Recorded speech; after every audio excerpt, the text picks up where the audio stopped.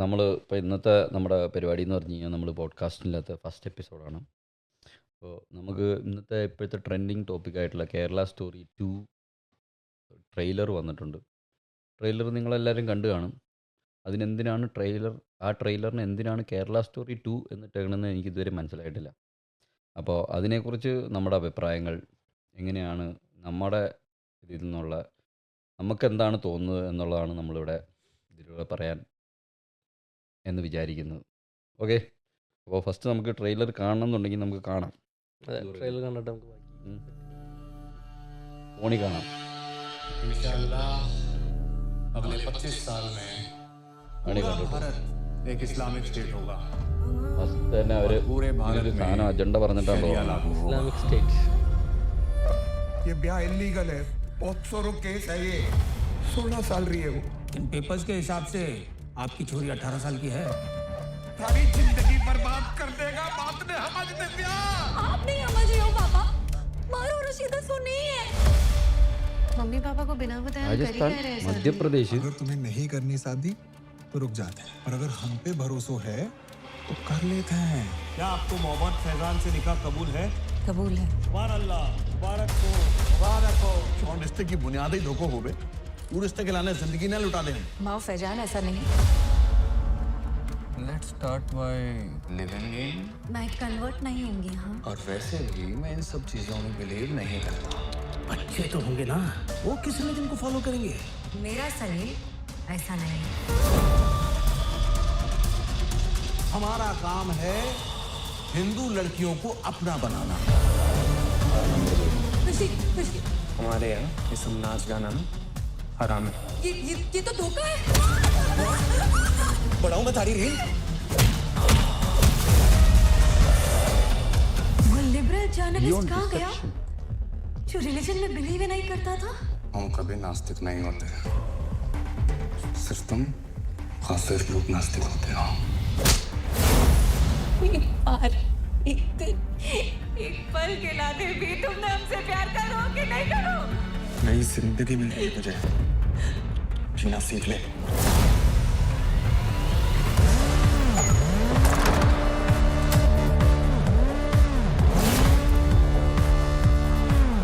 हम यूनाइटेड नहीं है ना, इसी बात का फायदा उठा रहे हैं वो लोग।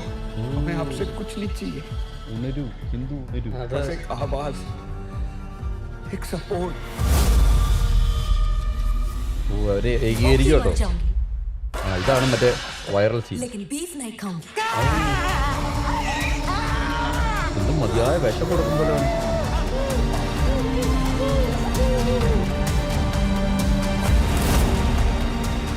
अम्मी, अबे 3 लड़कियां और लानी है। अब की बार ऊंची जात की लड़की लाएं, और बामन की लड़की के 12 लाख मिलते हैं। मुझे लड़की इस पर जो खर्च कर रहा है उसका तुम्हें हाथ नहीं का वसूली कर वो।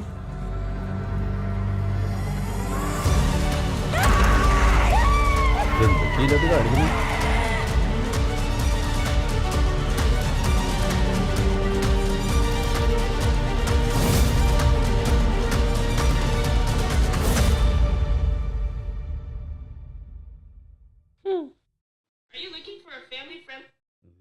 ആഡ് കേരള സ്റ്റോറി 2 എന്നാണ് അതിന് പേരിട്ടേക്കുന്നത്. യെസ്, ഞാൻ അതിൻ്റെ അകത്ത് തുടക്കം മുതലേ കണ്ടിട്ട് മധ്യപ്രദേശ്, രാജസ്ഥാൻ, അങ്ങനത്തെ നോർത്ത് ഇന്ത്യൻ സ്റ്റേറ്റുകൾ മൊത്തം കാണിക്കുന്നുണ്ട്. കേരളം എവിടെ ഒരു വിഷ്വലെല്ലാം കണ്ട് എനിക്ക് ഉണ്ടെന്ന് തോന്നുന്നു. അതിൻ്റെ പാടം കാണിച്ചിട്ടുണ്ട്. ഒരു ഏരിയൽ ഷോട്ടിൽ എന്നാണ്ട് കേരളത്തിൻ്റെ കാണിച്ചിട്ടുണ്ട്. ഇത് കാണിച്ചിട്ടുണ്ട്. എന്തിനിതിന് കേരള സ്റ്റോറി 2 എന്ന് പേരിട്ടു എന്നുള്ളത് മനസ്സിലായോ? അതിനുള്ള ഉത്തരം ഞാൻ വേണമെങ്കിൽ പറഞ്ഞുതരാം. ഒരു കേരള സ്റ്റോറി 2 എന്ന് ഇട്ടതിന് കാരണം, കേരള സ്റ്റോറി എന്ന് പറഞ്ഞ പടം വന്നു കഴിഞ്ഞപ്പോൾ അത് ഭയങ്കരമായിട്ട് വൈറലായി. ആൾക്കാർ ഒരുപാട് ഇതിനെക്കുറിച്ച് പ്രൊപ്പഗാൻഡയാണെന്നും പറഞ്ഞിട്ട് ഭയങ്കരമായിട്ട് ചർച്ച ചെയ്ത് ആ സാധനത്തിനെ ശരിക്കും പറഞ്ഞു കഴിഞ്ഞാൽ ഒരു ഹിറ്റാക്കി മാറ്റി ആൾക്കാർ സംസാരിച്ച്. കാരണം അതിന് ഹിറ്റാവാനുള്ള ഒരു വകുപ്പ് ആ പടത്തിലില്ലായിരുന്നു.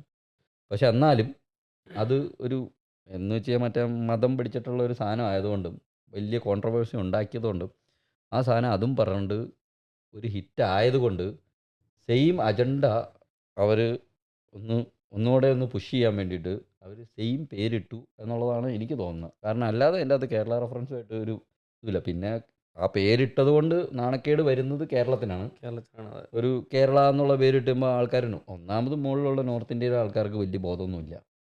കാരണം അല്ലെങ്കിൽ ഇതൊക്കെ സംഭവിക്കും. ഇത് കണ്ടിട്ട് അവർ അങ്ങനെയൊന്ന് വിശ്വസിക്കുന്ന ടീമുകളുണ്ടെന്നുണ്ടെങ്കിൽ അതിനുള്ള ബോധം അവിടെ ഇച്ചിരി കുറവായിരിക്കും. അപ്പോൾ ആ ടീമുകൾ ഇത് വിശ്വസിക്കുന്നുണ്ടെന്നുണ്ടെങ്കിൽ അവർക്ക് ഇവിടുത്തെ സത്യാവസ്ഥ എന്താണെന്നും നമ്മുടെ നാട്ടിലെ അവസ്ഥ എന്താണെന്നുള്ളതൊന്നും ഇവർക്ക് അറിയത്തില്ല. ഇവർ ഈ കാണിച്ചു കൊടുക്കുന്ന വീഡിയോ കാണിച്ചു കൊടുക്കുന്നുള്ളൂ. ആ ഒരു രീതിയിലാണ് ഈ സാധനം വന്നേക്കുന്നത് അതെ, അതെ. എന്നാണ് എനിക്ക് തോന്നുന്നത്. ഇതിൽ ശരിക്കും പറഞ്ഞാൽ പ്രത്യേകിച്ചൊന്നും ഇല്ല. കുറേ ഹിന്ദിക്കാർ അതെ, ബീഫ് തിന്നുന്നു, മുസ്ലിങ്ങൾ ഹിന്ദുക്കളെ മാറ്റുന്നു, ഇത്രയേ ഉള്ളൂ. ഇത് എനിക്ക് ഇത് തന്നെ തലങ്ങും വിലങ്ങും കാണിച്ചുകൊണ്ടിരിക്കുന്നു പല ഫാമിലിയിൽ നടക്കുന്നത്. ഇത് പല രീതിയിൽ ഇത് ഇങ്ങനെയാണ് ഈ നമ്മുടെ നാട്ടിൽ നടക്കുന്നത് എന്നും പറഞ്ഞിട്ട് ഈ സാധനം പുഷ് ചെയ്ത് ആൾക്കാരുടെ ഉള്ളിലേക്ക് ഹെയ്റ്റ്രിഡ് നിറയ്ക്കുക എന്നുള്ളതാണ് ഇവരുടെ അജണ്ട. അതായത് ഇവർക്കല്ലാതെ നല്ല കാര്യങ്ങൾ പലതും പറഞ്ഞ് വോട്ട് പിടിക്കുക എന്ന് പറഞ്ഞു കഴിഞ്ഞാൽ നടക്കുന്ന പരിപാടിയല്ല. ഞങ്ങളോട് പറ്റൂല. ഇവർ സാധിക്കില്ല എന്നുള്ളത് അവർ തെളിയിച്ചാണ്. അതെ, അവരെ കൊണ്ട് മണ്ടത്തരം പറഞ്ഞിട്ടും ഇതേപോലെ എന്തെങ്കിലും മതത്തിൻ്റെ പേരും പറഞ്ഞ് അടി ഉണ്ടാക്കി ആൾക്കാരെ ബഹളം ഉണ്ടാക്കിയിട്ട് ഇതേപോലത്തെ ഉള്ള രീതിയിൽ മാത്രമേ വോട്ട് പിടിക്കാൻ പറ്റുള്ളൂ എന്നുള്ളത് ഇവർ കണ്ടുപിടിച്ചാണ്. ഇപ്പോൾ പിടിക്കുന്ന വോട്ട് തന്നെ അത് തന്നെ വേറൊരു ഇഷ്യൂ ആയിട്ടിരിക്കുക കേട്ടോ. അത് തന്നെ വലിയ കോംപ്ലിക്കേറ്റഡ് ആയിട്ടിരിക്കുക. വോട്ട് തന്നെ കറക്റ്റാണെന്ന് അറിയാൻ പാടില്ല എന്നുള്ള അമ്മാര് ന്യൂസൊക്കെ ആയിരുന്നു ഒരിടയ്ക്ക് വന്നുകൊണ്ടിരുന്ന ഇലക്ഷൻ്റെ ഒക്കെ സമയത്ത്. അപ്പോൾ ആ ഒരു രീതിയിലാണ് ഇപ്പോൾ ഇതിൻ്റെ ഇത് പോയിക്കൊണ്ടിരിക്കുന്നത്. അപ്പോൾ അതുകൊണ്ട് അവരുടെ ഒരു അജണ്ട ഇത് ചെയ്യാൻ വേണ്ടിയിട്ട് ഉള്ളൊരു ഇതായിട്ട് ആ പടം ഇറക്കിയേക്കുന്നത്. വേറെ ഒന്നും അതിൻ്റെ അകത്തുണ്ടെന്ന് എനിക്ക് തോന്നുന്നില്ല. ഭയങ്കര ബ്രൂട്ടലായിട്ടും ഭയങ്കര ക്രൂവലായിട്ടും ഇതിൻ്റെ സംഭവം എന്ന് വെച്ച് കഴിഞ്ഞാൽ മുകളിലുള്ള ആൾക്കാർ, കേരളത്തിനെ കുറിച്ച് വലിയ ബോധമില്ലാത്ത ആൾക്കാർ, കേരളം എന്താണെന്നും കേരളത്തിൽ എന്താണ് നടക്കുന്നത്, എങ്ങനെയാണ് ആൾക്കാർ ജീവിക്കുന്നത് എന്നൊന്നും അറിയാത്ത ഒരു സെറ്റ് ഓഫ് ആൾക്കാർ നോർത്തിലുണ്ടെങ്കിൽ അവരിത് കാണുമ്പോൾ, കാരണം ഒന്നാമത് അവിടുത്തെ ആൾക്കാർ അങ്ങനെ ഇങ്ങോട്ടൊന്നും വരുന്നില്ല. കാരണം അവരുടെ ലോകവും അതാണ് അവരുടെ ലോകം. അവർക്ക് താഴത്തേക്ക്, കാരണം അവർക്ക് ഈ നാട്ടിൽ ഹിന്ദി അറിയാൻ പാടില്ല, അങ്ങനത്തെ കുറേ ലാംഗ്വേജ് ബാരിയർ. പിന്നെ സൗത്ത് ഇന്ത്യ എന്ന് പറയുമ്പോഴേ മൊത്തത്തിൽ സൗത്ത് ഇന്ത്യ എന്നും പറഞ്ഞു വിടണതാണ്. പക്ഷേ ഏറ്റവും നല്ല ഏരിയാസ് സൗത്ത് ഇന്ത്യയിലാണെന്നുണ്ടെങ്കിലും അങ്ങനെ പറഞ്ഞിട്ടുണ്ട്. ഇവർക്ക് ഇത് അവർ കാണുന്നത്, സൗത്ത് ഇന്ത്യനെ കാണുന്നത് ഇതേപോലത്തെ മൂവീസിലൊക്കെ ആയിരിക്കും, ഇവർ കാണിക്കും പോലെ ആയിരിക്കും. അപ്പോൾ അവരതിനനുസരിച്ച് സൗത്ത് ഇന്ത്യനെ വിലയിരുത്തും. അപ്പോൾ ഇതിന് സൗത്ത് ഇന്ത്യയിൽ എനിക്ക് തോന്നുന്നുള്ള ഇവന്മാർക്ക് ഇതുകൊണ്ട് വോട്ട് പിടിക്കാനോ വലിയ മെച്ചം ഉണ്ടാവുമെന്ന് എനിക്ക് തോന്നുന്നില്ല. നോർത്ത് ഇന്ത്യയിൽ ഇവന്മാർക്ക് ഗുണമുണ്ടാവും. കാരണം ഇവന്മാരുടെ അവർ കുറേ വർഷങ്ങളായിട്ട് ഇത് പയറ്റിക്കൊണ്ടിരിക്കുന്നു, അതിന് ബലം ഉണ്ടാവുന്നുണ്ട്. ഇപ്പോൾ ഇനി ഈ വീഡിയോ ഇറങ്ങിയാലും ഇതിനും ബലം ഉണ്ടാവും. ഇതും ഒരു പിന്നെ തിയേറ്ററിൽ ഓടിയില്ലെങ്കിലും, തിയേറ്ററിൽ ചിലപ്പോൾ നോർത്ത് ഇന്ത്യയിലൊക്കെ ഓടുമായിരിക്കും, നമ്മുടെ നാട്ടിൽ ഒന്നും ഓടില്ല, സൗത്ത് ഇന്ത്യയിലൊന്നും ഓടാൻ പോകുന്നില്ല. പക്ഷേ OTTയിൽ നല്ല വ്യൂ വരാൻ പോകുന്ന ഒരു സിനിമയാണിത്. നല്ല ഓട്ടം ഓടും. കാരണം എന്താണെന്ന് വെച്ച് കഴിഞ്ഞാൽ പേര് ഒന്നാമത് കേരള സ്റ്റോറി 2 എന്നും പറഞ്ഞിട്ടുണ്ട്. കേരള സ്റ്റോറി 2 എന്നും പറഞ്ഞിട്ട് പേരിട്ടാണ്. പിന്നെ ഇതിൻ്റെ അകത്ത് എന്താ ആൾക്കാരുടെ ഒക്കെ ക്യൂരിയോസിറ്റി എന്താണെന്ന് വെച്ച് കഴിഞ്ഞാൽ ഇതിൻ്റെ അകത്ത് അവരെന്താണ് കാണിച്ചിരിക്കുന്നത് എന്നുള്ളത്. ചിലപ്പോൾ ഇതിൻ്റെ അകത്ത് ഒരു തുള്ളി പോലും കേരളം ഉണ്ടാവില്ല. കേരളം ഉണ്ടാവില്ല, മലയാളികൾ ഒരു മനുഷ്യനുണ്ടാവില്ല. പക്ഷെ മലയാളികൾ മൊത്തം ഇത് കാണും. അതെ. കാരണം മലയാളീനെ എങ്ങനെയാണ് കാണിച്ചേക്കണേന്ന് അറിയാൻ വേണ്ടിയിട്ട് ഇത് കാണും. അപ്പോൾ അതിനുള്ളൊരു ക്യൂരിയോസിറ്റിയുടെ ഇതിന് വേണ്ടി മാത്രം പടം ഭയങ്കര ഹിറ്റായിരിക്കും, ഉറപ്പായിരിക്കും. എല്ലാവരും ഇരുന്ന് കാണും. കാരണം ഉറപ്പായിരിക്കും അവർക്കതാണ് വേണ്ടത്. അവർക്ക് വേണ്ടതെന്ന് പറഞ്ഞാൽ കേരളത്തിനപ്പുറത്ത് ബാക്കി ഇന്ത്യ ഫുള്ള് കേരളത്തിൽ ഇതാണ് നടക്കണേ എന്ന് വരുത്തി തീർത്ത് അവരെ കൊണ്ട് ഇത് വിശ്വസിപ്പിച്ച് കേരളത്തിൽ പ്രശ്നം ഉണ്ടാക്കുക എന്നുള്ളതാണ്. കേരളത്തിനെതിരെ ഒരു ഹേറ്റ്രിഡ് ഉണ്ടാക്കുക എന്നുള്ളതാണ്. പക്ഷേ ഇതിന് നല്ല വശമായിട്ടുള്ള ഇതുണ്ട് കേട്ടോ. നമ്മുടെ സോഷ്യൽ മീഡിയയിൽ ഭയങ്കര കാര്യമായിട്ട് കേരളത്തെ ഒരുപാട് ആൾക്കാർ പൊക്കി പറയുന്നുണ്ട്. കാരണം ഇന്ത്യയിലെ ഏറ്റവും ബെസ്റ്റായിട്ടുള്ള എല്ലാ രീതിയിലും, ട്രാഫിക്കിലാണെങ്കിലും ട്രാഫിക് റൂൾസ് ഫോളോ ചെയ്യുന്നതിലാണെങ്കിലും ആൾക്കാരുടെ സ്വഭാവത്തിലാണെങ്കിലും എല്ലാ ഇതിലും കേരളത്തെ ഭയങ്കര നല്ല ഒരു രീതിയിലാണ് സോഷ്യൽ മീഡിയയിൽ ഭയങ്കരമായിട്ട് ചർച്ച ചെയ്തുകൊണ്ടിരിക്കുന്നത്. നീറ്റ്നെസ് ആണെങ്കിലും എല്ലാം മൊത്തത്തിൽ കേരളത്തിന് സിവിക് സെൻസിൻ്റെ കാര്യത്തിൽ അങ്ങനെ എല്ലാത്തിലും കേരളത്തിന് നല്ല രീതിയിലൊന്ന് സോഷ്യൽ മീഡിയയിൽ നല്ല രീതിയിൽ പൊക്കി കയറ്റിയിട്ടുണ്ട്. അത് ഉള്ള കാര്യമാണ്, ഇല്ലാത്തൊന്നുമല്ല. ഇനിയിപ്പോൾ നടക്കാൻ പോണത് സിനിമ കണ്ടിട്ട് കുറച്ചുകൂടിയും യൂണിറ്റി ഉണ്ടാവും കേരളത്തിൽ. അതെ, കേരളത്തിൽ പറയണത് കേരളത്തിലെ ഹിന്ദുക്കളൊക്കെ യൂണിറ്റി വന്ന് ഇതിനെതിരെ പോരാടണം. പക്ഷെ ഇത് ഉണ്ടാകാൻ പോണത് കേരളത്തിലുള്ള എല്ലാ മതക്കാരും എല്ലാവരും ഒരേ ഇതിൽ നിൽക്കും, BJPക്ക് എതിരെ നിൽക്കും. ഇതാണ് പക്ഷേ ഇതിൻ്റെ ഇടയ്ക്ക് വേറെ രാഷ്ട്രീയ കളി ഉണ്ടാ. ഇതിൻ്റെ അകത്ത് സംഭവം എന്താണെന്ന് വെച്ച് കഴിഞ്ഞാൽ ഉമ്മാര് ഇത് കാണിക്കുന്നതിൽ നമ്മുടെ രാഷ്ട്രീയം ഞാൻ അങ്ങനെ ഇടപെടാത്ത വിഷയമാണ്. എന്നാലും ഇതിൻ്റെ അകത്ത് സംഭവിക്കാൻ പോകുന്നത് കോൺഗ്രസിനെ ഇല്ലാണ്ടാക്കി കളയവർ. കോൺഗ്രസിനെ ഇല്ലാണ്ടാക്കി കളഞ്ഞ് കഴിയുമ്പോൾ ഈ കോൺഗ്രസിൻ്റെ പ്രത്യേകത എന്ന് പറഞ്ഞു കഴിഞ്ഞാൽ എനിക്ക് വലിയ നോളജുള്ള ആളല്ല കേട്ടോ.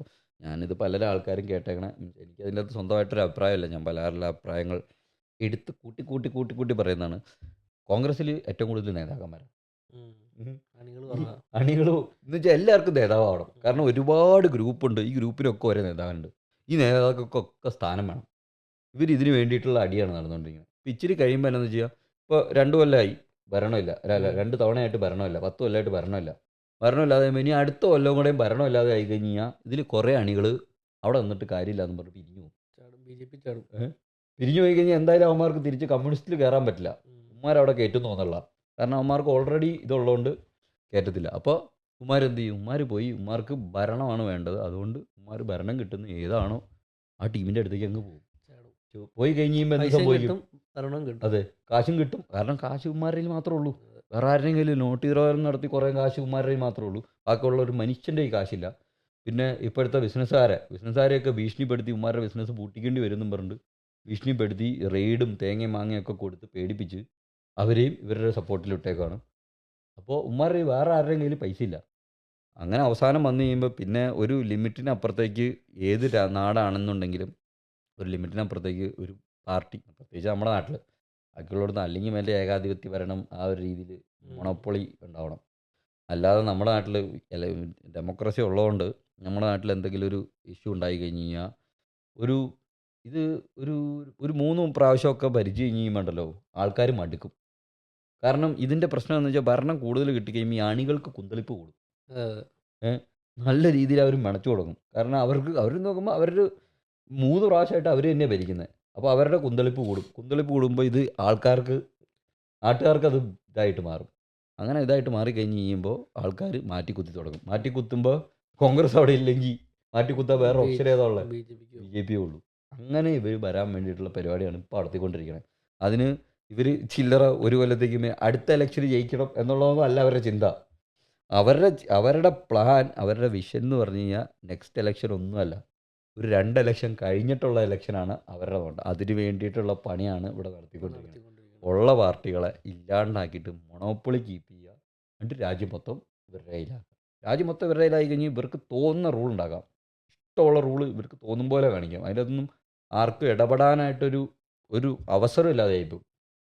അതിനിപ്പോൾ പ്രത്യേകിച്ച് ആൾക്കാർ ബോധം ഉണ്ടായി തിരിച്ചു വരിക എന്നുള്ളൂ. പക്ഷേ ഇതിൻ്റെ ഒരു ഇലക്ഷൻ കമ്മീഷനും ഒക്കെ ഉമാരുടെ കൂടെ എന്നൊക്കെയാണ് മൊത്തത്തിലുള്ള ഒരു പറച്ചിൽ. അതിൻ്റെ യാഥാർത്ഥ്യമൊന്നും എനിക്കറിയാൻ പറ്റില്ല. പക്ഷേ ആ സമയമാകുമ്പോൾ ഇലക്ഷനൊക്കെ വന്ന സമയത്ത് ഭയങ്കര ഇഷ്യൂസ് ഉണ്ടാവാറുണ്ട് ഈ ഒരു കാര്യത്തിലേക്ക്. ഇതിപ്പോൾ കുറേ ഞാൻ നോക്കിയിട്ട് സൗത്ത് ഇന്ത്യ, ഇപ്പോൾ തമിഴ്നാട്, കർണാടക, കുറേ ആൾക്കാർ ഇച്ചിരി എഡ്യൂക്കേറ്റഡ് ആയിട്ടുള്ള ആൾക്കാരില്ലേ, അവർക്ക് ഇത് മനസ്സിലാക്കണം.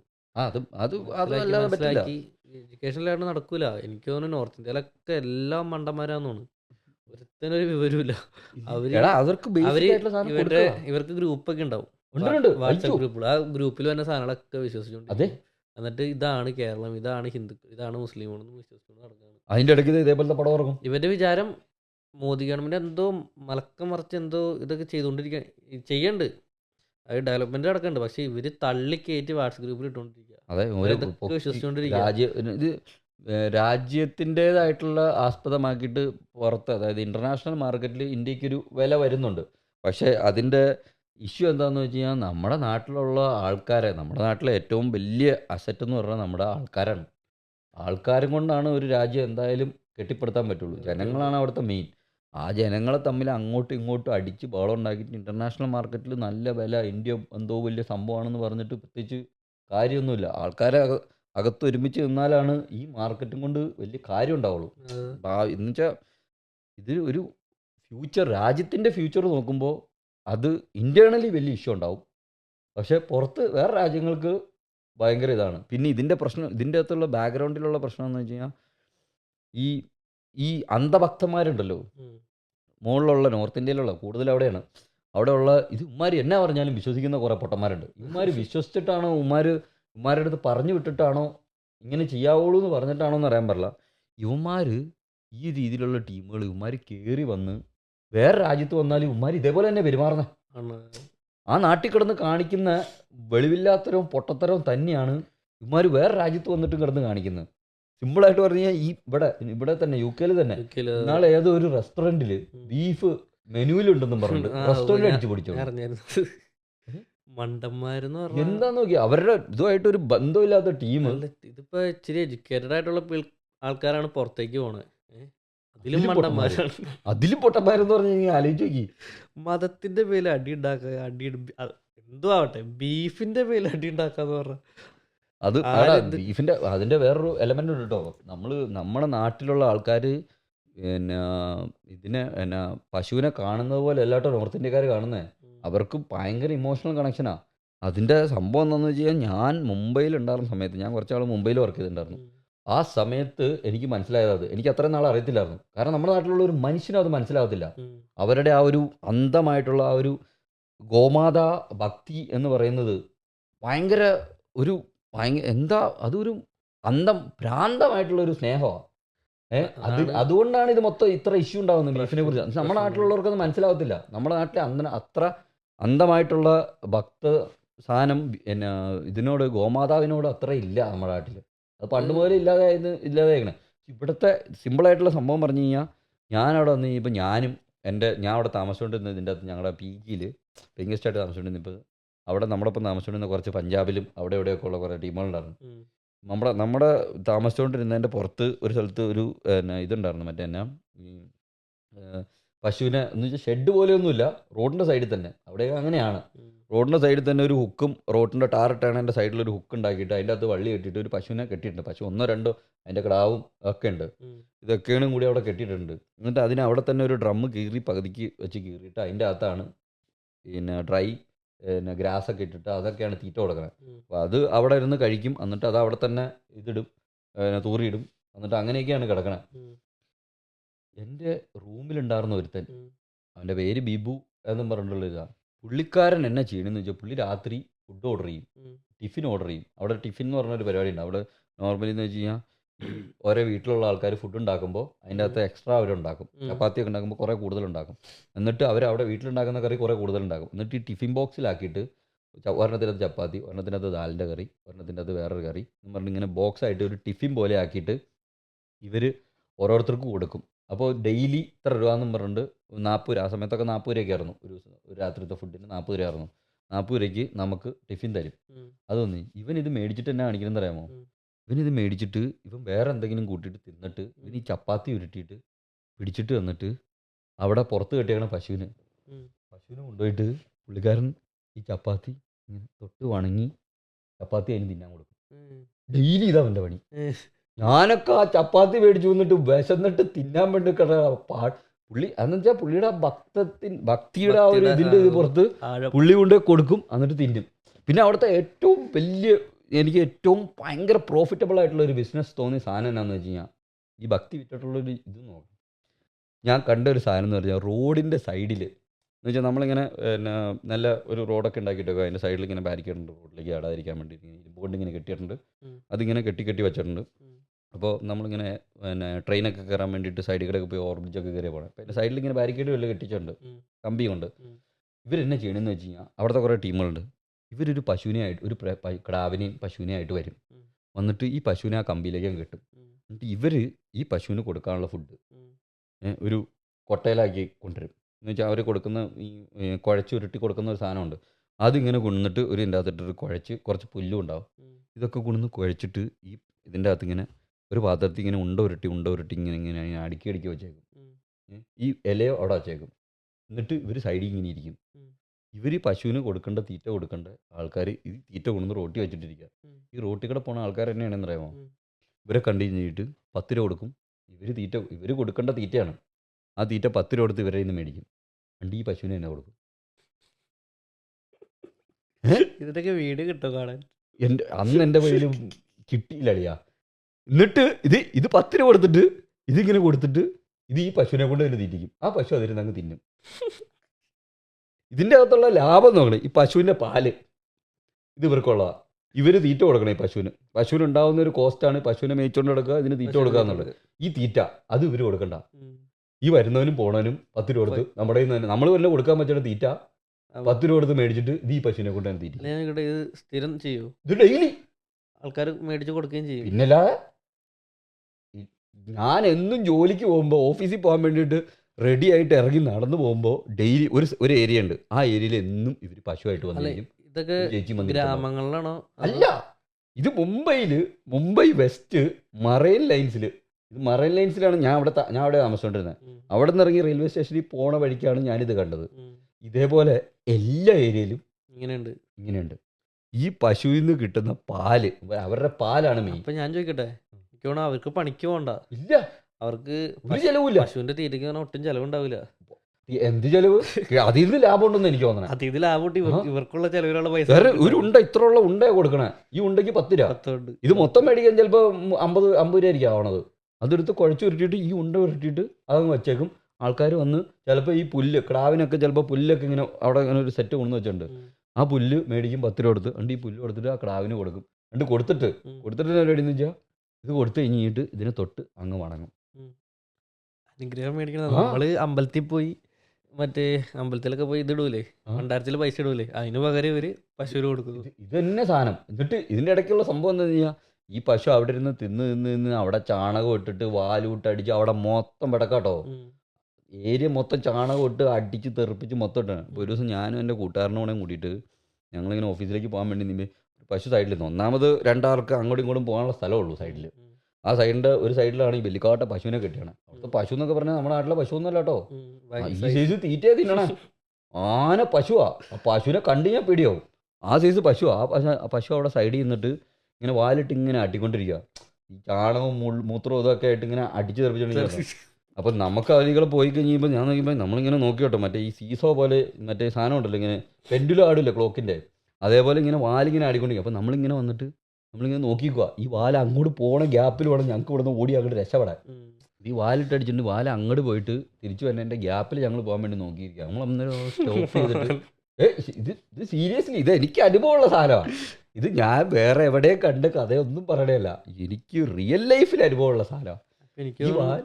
എന്നിട്ട് അന്നേരം ഒരു അപ്പൂപ്പൻ വന്നിട്ട് നമ്മുടെ അടുത്ത് പറഞ്ഞാ, അപ്പം ഇങ്ങനെ ചാണകം അടിച്ചിരിക്കുക. അത് കണ്ടു കഴിഞ്ഞാൽ തന്നെ നമുക്ക് അതിൻ്റെ അടുത്തേക്ക് പോകാൻ പറ്റില്ല. കാരണം നമ്മുടെ നാട്ടിൽ ഈ സാധനം അങ്ങനെയല്ല. ഈ ചാണകമൊക്കെ ഈ ചാണകത്തിലും ഗോമൂത്രത്തിൽ കുളിച്ച് കഴിഞ്ഞാൽ ക്യാൻസർ വരില്ല ഇങ്ങനെയൊക്കെ വിശ്വസിക്കുന്ന ടീമുകളായിരിക്കുമല്ലോ. ഈ സാധനത്തിൽ നമ്മളെന്നിറങ്ങി മാറിയിരിക്കണേ. ഇപ്പോൾ ഒരു അപ്പം വന്നിട്ട് പറയുകയാണ് നമ്മുടെ അടുത്ത്, എന്തിനാ മാറിയിരിക്കണേ, ഇത് കിട്ടുമെന്ന് പറഞ്ഞു. എന്നിട്ട് ഈ അപ്പൂപ്പ കാണിച്ചാലെന്ന് അറിയാമോ, ഈ ചാണകത്തിൽ മെഴുകിയിരിക്കണേ പശുവിൻ്റെ കുണ്ടിയിൽ വന്നിങ്ങനെ തൊട്ടിട്ട് അനുഗ്രഹം മേടിച്ചിട്ട് പോയി. ഞങ്ങളന്നേരം ഞാനും അവനോടും കൂടി അങ്ങോട്ടും ഇങ്ങോട്ട് നോക്കിയത്, ഇതിപ്പോൾ ഇതിന് എന്താ ചെയ്യുക, എന്താ പറയുക എന്നറിയാൻ പാടില്ല. ആ സൈസ് അങ്ങനെ വെച്ചാൽ ഇത്രയ്ക്ക് അന്ധമായിട്ടുള്ള അതൊക്കെ കണ്ടു കഴിഞ്ഞപ്പോഴാണ് എനിക്ക് മനസ്സിലായി ഇവർക്ക് പശുവിനോടുള്ള ഒരു ആത്മീയ ബന്ധം എന്തോരം ഉണ്ടെന്ന് മനസ്സിലായത്. അപ്പോൾ അതുകൊണ്ടാണ് ഇവർക്ക് ഭയങ്കര ഇമോഷണൽ ഇത്. കാരണം ഈ രീതിയിലാണ് ഇവരിതിനെ കാണണേ.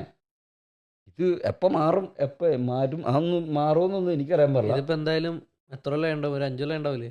ഏത് പിന്നെ കണ്ടിട്ട് പിന്നെ 5-6 കൊല്ലം മുള്ളായി. 6 കൊല്ലം ഉണ്ടോ? ഞാൻ പ്രതീക്ഷിക്കുന്നില്ല അതൊന്നും മാറുന്ന എനിക്ക് തോന്നല്ല. കാരണം അതിൻ്റെ ഒപ്പം കാണുന്നത് ഈ സാധനമൊക്കെ അല്ലേ. എങ്ങനെ മാറാനാണ്? ആൾക്കാർക്ക് വല്ല ബോധോദയം ഉണ്ടാകുമ്പോൾ അതിനുള്ള വേറെ എന്തെങ്കിലും കണ്ടാലല്ലേ. ഇപ്പോഴും കൂടി വരാണെന്ന് തോന്നുന്നു ബീഫിനുള്ള പ്രശ്നങ്ങൾ, കൂടി വരിക. ഇത് നമ്മുടെ നാട്ടിൽ ഇങ്ങനൊരു സാധനമില്ല. പിന്നെ അവരുടെ നാട്ടിലൊക്കെ എന്ന് വെച്ച് കഴിഞ്ഞാൽ നിരോധിച്ചേക്കുക. ഇത് എനിക്ക് അങ്ങനെ മുകളിലത്തെ നോർത്ത് ഇന്ത്യൻ സ്റ്റേറ്റുകളിൽ ചെയ്യുന്നതെന്ന് വെച്ചാൽ അവരുടെ നാട്ടിൽ തിന്നാൻ പാടില്ല, ഞങ്ങൾ വെട്ടിക്കണ്ടിച്ച് എക്സ്പോർട്ട് ചെയ്യും. അതാണ് അത് പറ്റില്ല. ഏറ്റവും കൂടുതൽ ബീഫ് എക്സ്പോർട്ട് ചെയ്യുന്നത് ഗുജറാത്തോ അങ്ങനെ അല്ലേ? ഇത് വേറെ കുറെ ന്യൂസൊക്കെ വന്നായിരുന്നു. ഇത് ഇവരെ സംരക്ഷിക്കാൻ വേണ്ടിയിട്ടുള്ള ഒരു ഏരിയ ഒക്കെ ഉണ്ടാക്കിയിട്ടുണ്ട്. എന്ന് വെച്ചാൽ അവരെ ഒരു പ്രായമായി കഴിഞ്ഞ് ഇവർ പാലൊക്കെ വറ്റി കഴിഞ്ഞാൽ പിന്നെ ഇവരെ കൊണ്ട് വലിയ ഗുണമില്ല. ഇവർ പിന്നെ ബാധ്യതയാ. അപ്പോൾ ഇവരെന്ത് ചെയ്യണമെന്ന് വെച്ചാൽ അത് ഇതേപോലെ സ്ലോട്ടർ വെച്ചാൽ അവിടുത്തെ ഇവർ പുറമെ പറയില്ല, പക്ഷെ ഇത് വെട്ടിക്കണ്ടിച്ച് ഇതേപോലെ പീസാക്കി കൊടുത്തു വിടും. ഇന്ത്യൻ ബീഫിനാണ് ലോകത്ത് മാർക്കറ്റും കൂടുതൽ. ഇവന്മാർ പുറമെ ഇങ്ങനെ കാണിക്കുന്നു, അകത്ത് ഇൻറ്റീരിയർ വേറെ പരിപാടി നടക്കുന്നു. ഇതാണ് അവിടെ സംഭവിക്കുന്നത്. ഞാൻ അവിടെ പോയി കണ്ടു കഴിഞ്ഞപ്പോഴായിട്ട് കളിയാ എനിക്ക് അതിൻ്റെ ആത്മീയത, ഇവരുടെ ആത്മീയ ബന്ധം ഉണ്ടല്ലോ, ആ ബന്ധം എനിക്ക് മനസ്സിലായേ. പുറത്തൊന്നും ഞാനിതൊരു കണ്ടിട്ടില്ല, വീഡിയോ കേട്ടിട്ടില്ല അല്ലേ? വീഡിയോസ് ഒന്നും കണ്ടിട്ടില്ല. ഇത് നമ്മൾ കണ്ട സാധനം. ഇതിന് പ്രൂഫായിട്ട് ഇത് ഞാൻ ചുമ്മാ പറയണതല്ല, എൻ്റെ കൂട്ടുകാരനുണ്ട്, ഞാനും അവനോടെ കണ്ട് ഞങ്ങൾ വിളിച്ചു പോയി. ഞങ്ങൾ അപ്പോഴാണ് ഇങ്ങനൊരു സാധനം കാരണം നമുക്ക് പോയി നോക്കുമ്പോൾ നമ്മൾക്കിതൊരു പുതിയ അനുഭവമായിരുന്നു. നമ്മൾ കഴിയുമ്പോൾ നമ്മൾ ഈ സാധനമേ കണ്ടിട്ടില്ല. നമ്മുടെ നാട്ടിൽ റോട്ടിൽ കൂടെ പശു പോലും നടക്കില്ല. സത്യം. പിന്നെ അവിടെ സൗത്ത് ബോംബെ ഏറ്റവും ഡെവലപ്ഡ് ആയിട്ടുള്ള ഏരിയയാണ് വെസ്റ്റ് സൈഡ് ബോംബെയുടെ. അതിൻ്റെ അകത്ത് ഈ ബ്രിട്ടീഷുകാർ പണിത കുറേ ബിൽഡിങ്ങുകളൊക്കെ ഉള്ള ഏരിയയാണ് സൗത്ത് ബോംബെ. ആ ഒരു ഏരിയ, കൊളാബ ആ ഒരു ഏരിയയൊക്കെയാണ്, ഫോർട്ട് ആ ഒരു ഏരിയയൊക്കെയാണ് നല്ലത്. ഇതിൻ്റെ ഇടയ്ക്ക് ഇതിൻ്റെ മെയിൻ റോഡുകളാണ് ഈ പറഞ്ഞ ലണ്ടനൊക്കെ പോലെ നല്ല സ്റ്റൈലിലിരിക്കുള്ളൂ. എന്ന് വെച്ചാൽ ലണ്ടൻ കാണുമ്പോഴേക്ക് ഇരിക്കും അതിൻ്റെ മെയിൻ റോഡുകളൊക്കെ. ഇതിൻ്റെ അകത്തെ ഗള്ളികളുണ്ട്, ചെറിയ ചെറിയ റോഡുകളുണ്ട്. അവിടുത്തെ ഷോപ്പുകളൊക്കെ തനി ലോക്കൽ. എന്ന് വെച്ചാൽ അത് കണ്ടു കഴിഞ്ഞാൽ നമ്മൾ ഏതോ നോർത്ത് ഇന്ത്യൻ ഗ്രാമത്തിൽ പോയില്ലിരിക്കും. പക്ഷെ അതിൻ്റെ ഇപ്പുറത്തേക്ക് വന്നു കഴിഞ്ഞാൽ ഈ ഇത് കണ്ടു കഴിഞ്ഞാൽ ഒരു UK ഈ ഇവിടുത്തെ ആർക്കിടെക്ചർ പണ്ട് ബ്രിട്ടീഷുകാർ കൊടുത്ത കുറേ ബിൽഡിംഗ് ഒക്കെ അതിൻ്റെ ആർക്കിടെക്ചറാണ് മൊത്തം ആ ഒരു ലെക്കിലായിരിക്കും. എങ്ങനെയുണ്ട് പുറത്ത് എന്ന് വെച്ചാൽ ആ മെയിൻ റോഡുകളുണ്ടല്ലോ, മെയിൻ റോഡ് കാണാൻ ടോപ്പാ. എന്ന് വെച്ചാൽ നമ്മളിവിടെ ലണ്ടനിലൊക്കെ പോയി കറങ്ങി കിടക്കുമ്പോൾ കാണുന്ന പോലത്തെ ഏരിയയാണ്. എന്ന് വെച്ചാൽ ബിൽഡിങ് പണിത് വെച്ചേക്കണം അങ്ങനെ. എന്ന് വെച്ചാൽ അവരുടെ ആർക്കിടെക്ചർ മൊത്തം അങ്ങനെയാണ്, ആ ഒരു രീതിയിലിരിക്കും. പക്ഷെ അതിൻ്റെ അകത്തേക്ക് കയറിയാൽ ഭയങ്കര ക്രൗഡാണ്. അകത്തേക്ക് കയറി കഴിഞ്ഞാൽ ലോക്കൽ, ഫുള്ള് ലോക്കൽ. അതിൻ്റെ അകത്ത് ഞാൻ ഇന്നാൾ നോക്കി കഴിഞ്ഞപ്പോൾ ഒരു മുട്ടക്കാട്ട ഇതേപോലത്തെ ആന പശു. ആ പശുവിനെ കണ്ടു കഴിഞ്ഞാൽ അതിൻ്റെ അടുത്ത് പോകാൻ പറ്റില്ല. ആ പശു അതിൻ്റെ ഇടയ്ക്കൊക്കെ ഇങ്ങനെ നടന്ന് അവിടെയുള്ള ഹോട്ടലിൻ്റെ അകത്ത് കയറി ചെന്ന് തലയൊക്കെ ഇട്ട് എന്നൊക്കെ പറഞ്ഞിട്ട് നോക്കിയിട്ട് പോകും. എന്ന് വെച്ചാൽ അവിടെ ആൾക്കാരൊന്നും ഒന്നും പറയില്ല, കാരണം അവർക്ക് ഭയങ്കര ബഹുമാനം, റെസ്പെക്ട്. അതുകൊണ്ട് അതിനെ തൊടുവില്ല, ഇതില്ല. അതിനെങ്ങനെ ഇതിൽ പോ എന്നും പറഞ്ഞ് തട്ടി അങ്ങ് വിടും. അതങ്ങ് നടന്ന് പിന്നെ അധികം റോട്ടിൽ ഇങ്ങനെ നടക്കും. ഇതാരെയും ഉപദ്രവിക്കൊന്നുമില്ല, അല്ലെങ്കിൽ പശു ആരെയും ഉപദ്രവിക്കൊന്നുമില്ല അങ്ങനെയൊന്നും. അതിങ്ങനെ അതിൻ്റെ ഇഷ്ടത്തിന് നടക്കും. അതിനങ്ങനെ ഫ്രീ ആയിട്ട് വിട്ടേക്കുക. ഞാൻ അപ്പോഴാണ് ഇവരുടെ ഈ ഇതുമായിട്ടുള്ള ആത്മീയ ബന്ധം ഞാൻ അപ്പോഴാണ് കാണുന്നത്. അതെനിക്ക് ഭയങ്കര ഒരു പുതിയ അനുഭവമായിരുന്നു സംഭവം. എനിക്ക് തോന്നുന്നു ശരിക്കും പറഞ്ഞാൽ കേരള സ്റ്റോറി അല്ല ഇറക്കേണ്ടത്, കേരളത്തിന് പുറത്ത് നടക്കുന്നതാണ് സ്റ്റോറി. അത് ഇവർ ഈ കേരള സ്റ്റോറി എന്നും പറഞ്ഞ് ഇറക്കണം, അവരുടെ പുറത്ത് നടക്കുന്ന സംഭവം എന്ന് എനിക്ക് തോന്നുന്നത്. പറയാൻ പറ്റൂല, ഒന്നും ഇത് അവിടെ നടക്കുന്നതായിരിക്കും. അവിടെ ചിലപ്പോൾ ഇതേപോലെ എന്തെങ്കിലും ഇതേപോലത്തെ എന്ന് വെച്ചാൽ ഇത് രണ്ട് മതത്തിലും ഉണ്ടല്ലോ, ഹിന്ദു മതത്തിൽ മാത്രമല്ല അവിടെ ഉള്ള താമസിക്കുന്നവരും ഇതേ രീതിയിലാണ് പെരുമാറുന്നത്. മുസ്ലിങ്ങളാണെങ്കിലും അവരും ഇതേപോലെയാണ്. ഇവരുടെ പ്രത്യേകത എന്താണെന്ന് വെച്ച് കഴിഞ്ഞാൽ എനിക്ക് ഇതെന്ന് വെച്ച് കഴിഞ്ഞാൽ ഇവർ ഒരേ ഗ്രൂപ്പ് കൂടിയിട്ടാണ് താമസിക്കുന്നത്. എന്ന് വെച്ചാൽ ഹിന്ദുക്കൾ മാത്രമല്ല മുസ്ലിങ്ങളും എല്ലാവരും അവിടെ. എന്ന് വെച്ചാൽ മുസ്ലിംസ് എന്ന് പറഞ്ഞാൽ ഒരു ഏരിയ, അവിടെ മുസ്ലിങ്ങൾ മാത്രമേ ഉള്ളൂ. അവിടെ വേറെ ഒരുത്തിനും കയറ്റിയല്ല. എന്ന് വെച്ചാൽ വേറെ ഹിന്ദുക്കൾ വരത്തില്ല, ക്രിസ്ത്യൻസ് വരത്തില്ല, അങ്ങനെ ആരും വരത്തില്ല. അവരത് മാത്രമേ ഉള്ളൂ. ക്രിസ്ത്യൻസിനൊന്നും അവിടെ വോയിസേ ഇല്ല കേട്ടോ. അവിടെ ഒരു പള്ളിയൊക്കെ ഉണ്ട്, പക്ഷെ അതിലൊക്കെ ഇതായിട്ടുള്ളൂ. അതുകൊണ്ടാണ് ഈ ക്രിസ്ത്യൻസിൻ്റെ ഇഷ്യൂ അത്ര ബഹളമാകാത്തത്. കാരണം അവർക്കൊന്നും വലിയ അനക്കം ഇല്ലാത്ത ആൾക്കാരാണ്. മജോറിറ്റി വളരെ കുറവാണ്. പിന്നെ ഉള്ളത് മുംബൈയിലൊക്കെയാണ് ഇച്ചിരി കൂടുതലെന്നുണ്ട്. ബാക്കിയുള്ളതൊന്നും അത്ര കാര്യമായിട്ടില്ലെന്ന്. അവിടെയൊക്കെയാണ് ഇച്ചിരി കൂടുതലെന്ന് തോന്നുന്നത്.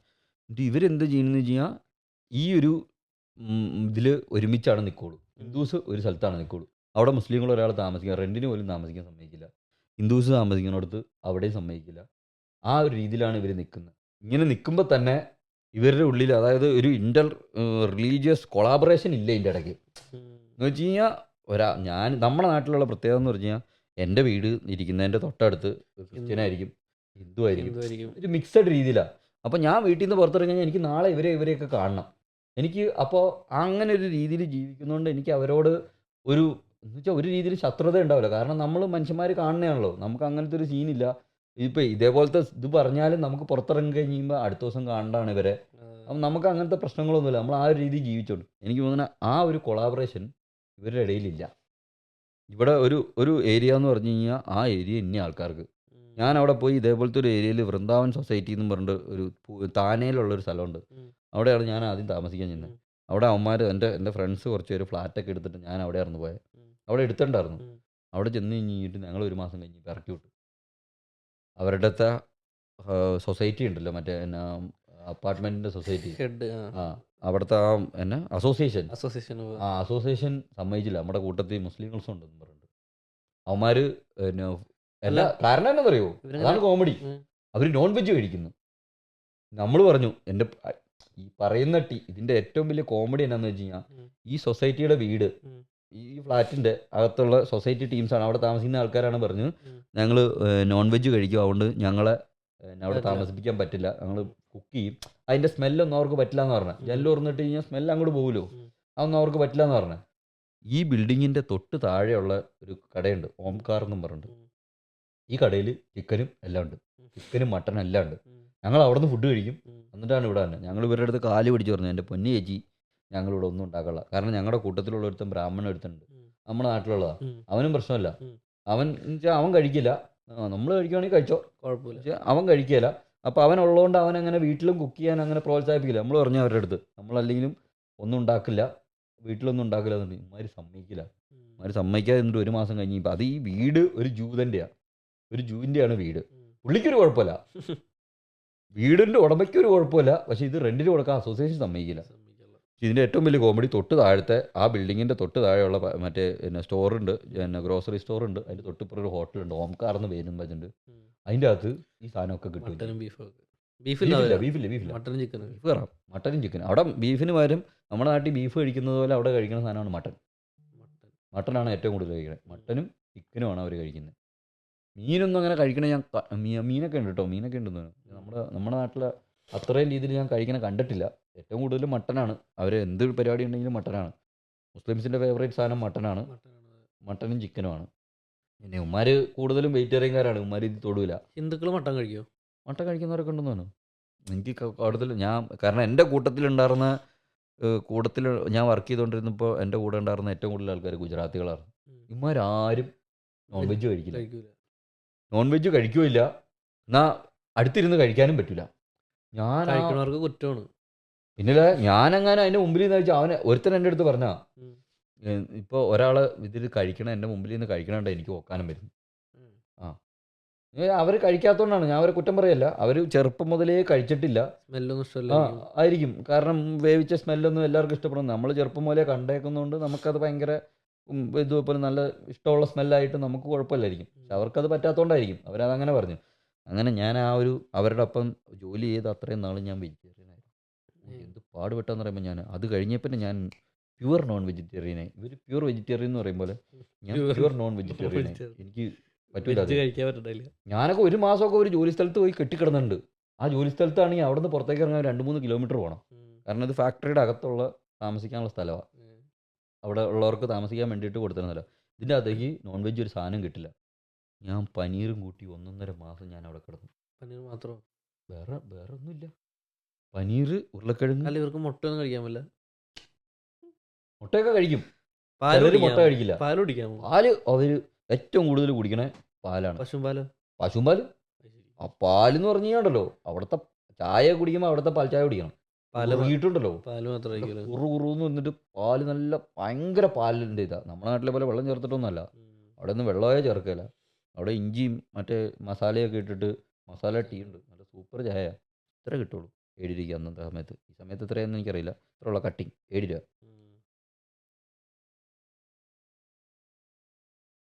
ഇങ്ങനെയൊക്കെയുള്ളൂ അവിടെ സംഭവം. അപ്പോൾ അതേപോലെയൊക്കെയാണ് ഈ സംഭവം. ഇതിൻ്റെ അകത്ത് എനിക്ക് തോന്നുന്നത് ഇതിനെ നന്നാക്കാൻ വേണ്ടിയിട്ട് സോഷ്യൽ മീഡിയയിൽ എല്ലാവർക്കും വേണമെന്നുണ്ടെങ്കിൽ ഒരു ക്യാമ്പയിൻ നടത്താം. നമ്മുടെ നാട് അങ്ങനെയല്ല എന്നും പറഞ്ഞിട്ട്. ഓക്കെ, നമുക്ക് ഇവിടെ എൻഡ് ചെയ്യാം.